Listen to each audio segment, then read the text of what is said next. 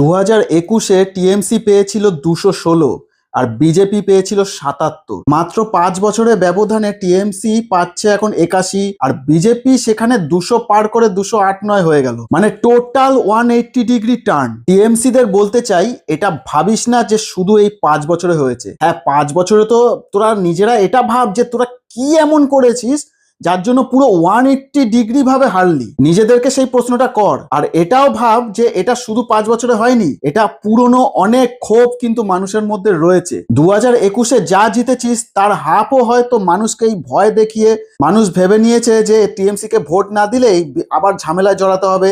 এইসব ঝামেলা কেউ চায় না, বা নিজেদের প্রাণের সবার ভয় আছে, তাই জন্য সেই ভোটটা ভয় দিয়ে তোরা আদায় করেছিস। আর বাকি হাফ তোদেরকে একটা চান্স দিয়েছিল যে তোরা কি কাজ করিস তোরা আর দেখার, কিন্তু তোরা সেটা বুঝতে পারিসনি।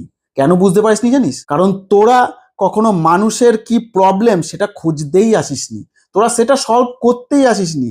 তোরা ওই 216 ভোটটাকে একদম পার্মানেন্ট ভাবে ভেবে নিয়েছিস যে যেভাবেই হোক এই টেন্ডার পাস করিয়ে কিছু টাকা মানে চলে যাবে নেতাদের ঘরে, কিছু টাকা পকেটে, যে করে হোক সেন্ট্রালের টাকা ভাগ বাটোয়ারা হয়ে যাবে, এইভাবে তো ভালোই চলছে। এইটা ভেবে একদম পার্মানেন্ট ধরে নিয়েছিস। মানুষের যে নার্ভটা সেটা কোনোদিন তোরা বুঝতেই পারিসনি, কারণ সেই এডুকেশনের ইটুকুও নেই তোদের মধ্যে। তোদের পার্টির কর্মী যারা যারা নিজেদেরকে বলে যে সমাজের সেবা করছি, মানুষের কাজ করছি, পলিটিক্স স্পেলিং বলতে বললে সেটাই বলতে পারবি না।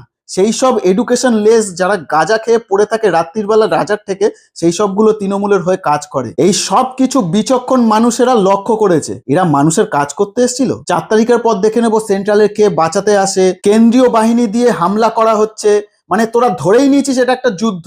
এদের মানুষের কাজ কি করবি সেটা নিয়ে কোনো কথাবার্তা নেই, শুধু ওর এই পার্টি ওই রাজ্যে কি করেছে, অন্য রাজ্যে কি করেছে সেই দোষারোপ, আর হচ্ছে যুদ্ধের পরিস্থিতি তৈরি করা মানুষের মধ্যে। কেন্দ্রীয় বাহিনী যেখানে আমাদের দেশেরই বাহিনী, আমাদের যেখানে গর্ব, সে তাদের নামেই উল্টোপাল্টা হিংসা তৈরি করছিস মানুষের মধ্যে। মানুষকে কি তোদের মতনই ভেবেছিস যে একদমই এডুকেশনলেস? ইভিএম হ্যাক হচ্ছে, ইভিএম এর সাথে এই করা হবে, হ্যান ত্যান আরো উল্টো পাল্টা, যেগুলো একদম অযৌক্তিক। মানে সেই সব ভয় দেখিয়ে মানুষের কাছ থেকে ভোট আদায় করবি? মানুষ তো এই ভয় দেখিয়ে ভোটটা দিয়েই দেবো এই জন্য ভোট দিচ্ছে না।